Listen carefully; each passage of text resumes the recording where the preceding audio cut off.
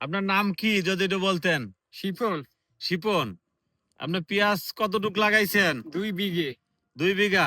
আর 3 পোয়া রসুন। 3 পোয়া রসুন। হ্যাঁ। পেঁয়াজ বিঘা হইতে কেমন হয়? ভালোই। তাও কত মন? আর এগার 20 মন কি 30 না 20-30 মন না। আমি তো শুনছি হলো 70-80 মন পেঁয়াজ হয়। আর রসুন হয় আপনার 40 থেকে 50 মন। হ্যাঁ। আপনার ছেলে মেয়ে কয়টা? এক ছেলে। এক ছেলে না? হ্যাঁ। লেখাপড়া করে? হ্যাঁ, এই মেট্রিক পরীক্ষা দিবি সামনে। আপনার কাজ কি এই কৃষি কাজ শুধু? কৃষি কাশি। আচ্ছা আচ্ছা, কৃষি কাজ করে ছেলেকে লেখাপড়া করাচ্ছেন না? লেখাপড়া, হ্যাঁ, মেট্রিক পরীক্ষা দিবি কয়েকদিন পর। জমি আছে কতটুকু আপনার?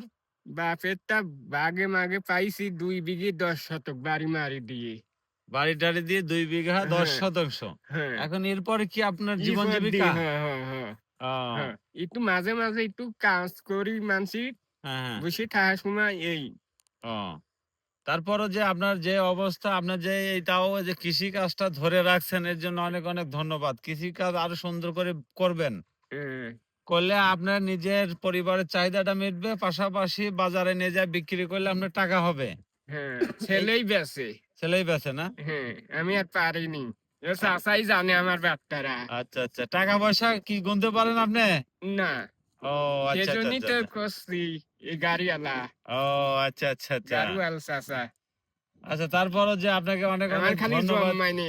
হ্যাঁ, যে আপনি যে তাও যে এত সুন্দর করে এই হ্যাঁ, কৃষি কাজ করেন, আপনার নিজের পরিবারের চাহিদা মেটে, পাশাপাশি বাজারজাত করে টাকা নিয়ে আসেন।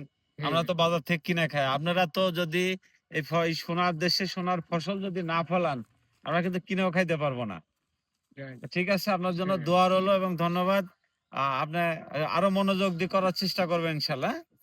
আগামী শোন আবার একটু ভাড়া দেবো হ্যাঁ হ্যাঁ হ্যাঁ হ্যাঁ, একটু বাড়াই দিবেন। আস্তে আস্তেই। হুম হুম হুম।